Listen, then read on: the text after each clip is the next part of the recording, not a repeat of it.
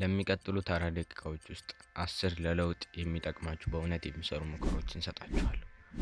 በፊታችሁ፣ በሰውነታችሁ፣ በማይንድ ሴት እና በኢነርጂ።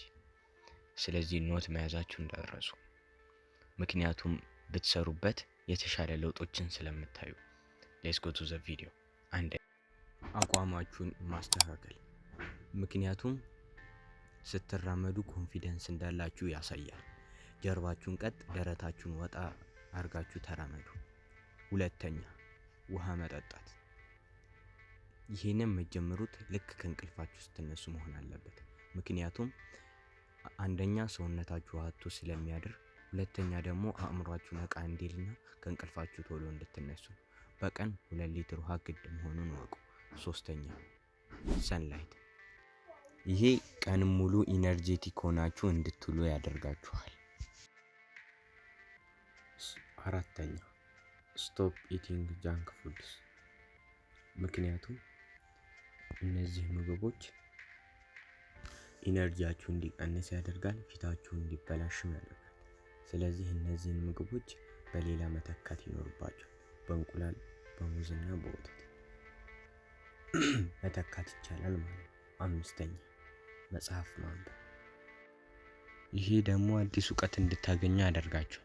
በተጨማሪ አንድ ነገር ላይ ኮንሲስተንሲ እንዲኖራችሁ ያደርጋል። ስድስተኛ ዴሊ ወክ።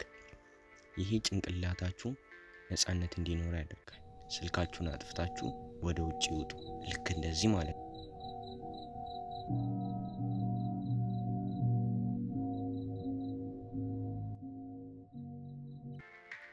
ሰባተኛ ፊታችሁን በቀዝቃዛ ውሃ መታጠብ።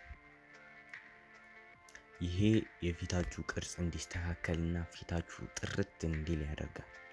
ስምንተኛ አፕላይ ቫዝሊን። ይህ ቫዝሊን ስትቀቡ ከንፈራችሁንና ቅንድባችሁ አጠቃቅማችሁ ልክ እንደዚህ ማለት ነው።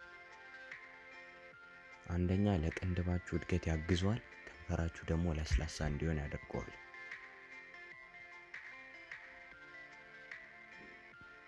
በቀጣይ ቪዲዮ ስለ ቫዝሊን ጥቅሞች እሰራላችኋለሁ።